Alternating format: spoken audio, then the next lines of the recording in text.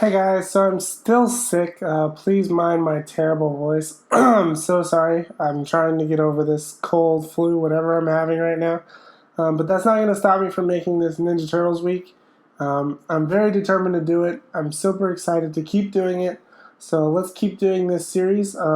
Just in case you missed it, yesterday I posted my Teenage Mutant Ninja Turtles from 1990 movie review. And today we are talking about the sequel, Teenage Mutant Ninja Turtles 2, The Secret of the Ooze. So this film was directed by Michael Pressman. They changed directors from the first film.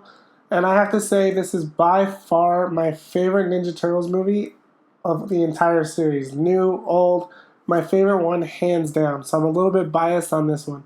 Let me preface again this video by saying none of these films are critically acclaimed. They're not Oscar award-winning films. They're not Academy award-winning films. It's just a matter of what I like about them and my pure nostalgia and how much I love these characters. So in this movie, the Turtles are living with April O'Neil after their home was pretty much found out and destroyed by the Foot Clan in the first film. So they're living with April. They meet a new character named Keno, played by Ernie Reyes Jr., which I love. This is essentially the story of the Turtles have discovered their origins of a company called TGRI.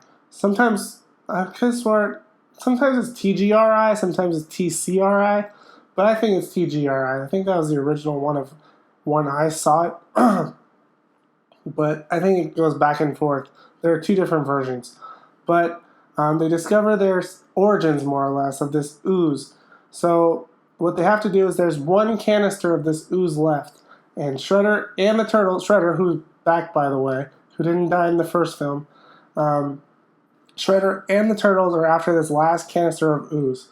Shredder gets his hands on it and ends up making two new monsters, Toka and Razor, who are a wolf pup and a snapping turtle. Now the Turtles have to fight them and stop the Shredder from using more mutagen and creating more monsters. So again, guys, this is absolutely hands down my favorite Ninja Turtles film of all time. For several reasons, both reasons I do and do not know. For example, the reasons I love this movie is the addition of Keno. I love Ernie Reyes Jr. It's a lot more light. It's a lot lighter in tone. It's a lot more fun. It's a lot more colorful. It seems like they had a lot more fun making this film. I think it better captured the essence of who the Ninja Turtles are. Although it does differ from the comic material, which was a lot darker in tone, similar to the first film, I feel like that this one better captured not only the 80s cartoon Ninja Turtles, but the overall essence and spirit of who these characters are. And I may be the only one here, but I also love the ninja rap that Vanilla Ice does in this movie. It's so stupid of a song when you look at it now. Even when you looked at it then, it was stupid. I mean, I had this song on my MP3 player, like in middle school and stuff like that, and even in like high school. I had it in my MP3 player up until probably pretty much recently, since I stopped using my MP3 player. It's probably still in there.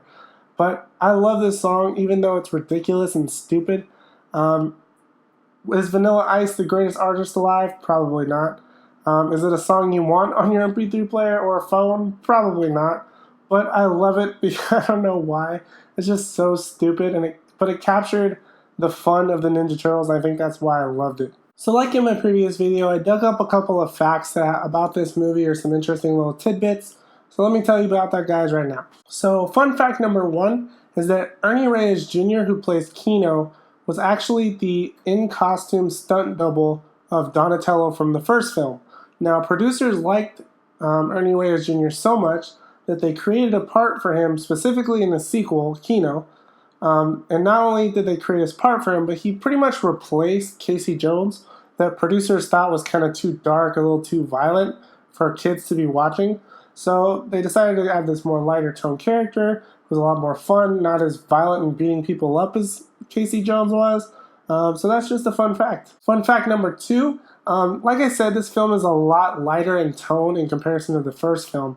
Now, the creators of the Ninja Turtles actually wanted it similar in tone to the first one because it was a lot more true to the comics. But the producers and the studios wanted a lot closer to the television cartoon, which was a lot lighter in tone.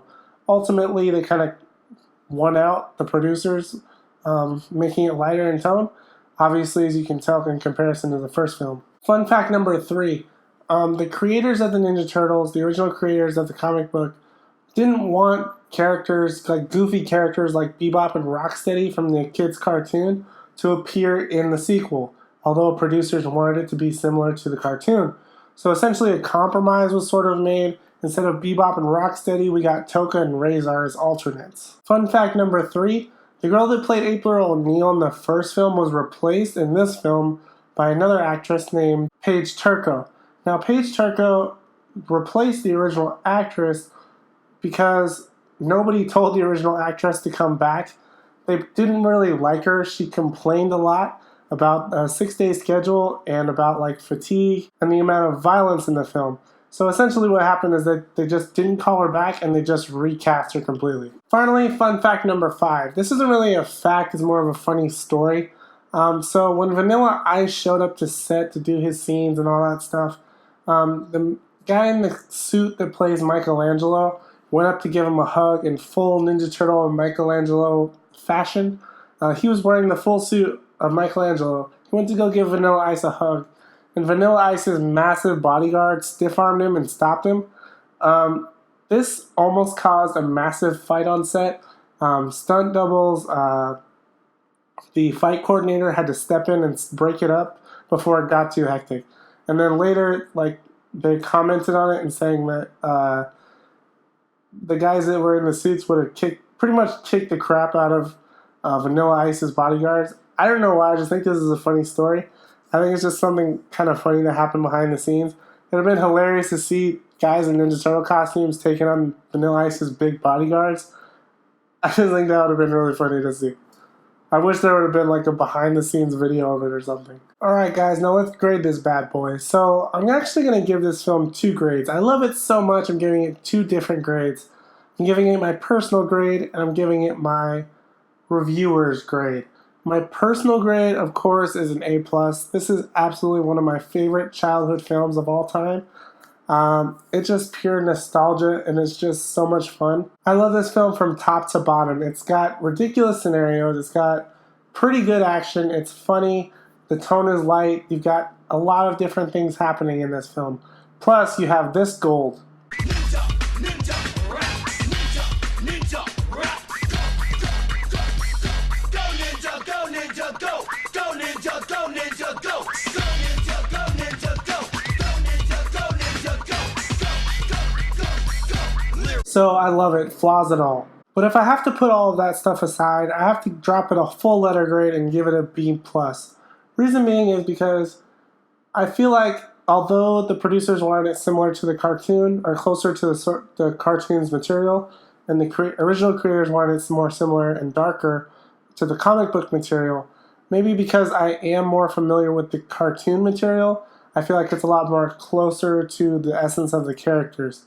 I wasn't really familiar with the comic book when I originally saw this film, so I feel like that closeness with the cartoon gives it a lot more of a meaningful sort of closeness to that material. So I feel like it's a lot better in tone. I feel like it's a lot better personality-wise than the original film. So that's why I'm giving it a B+ over the original film's grade of a B.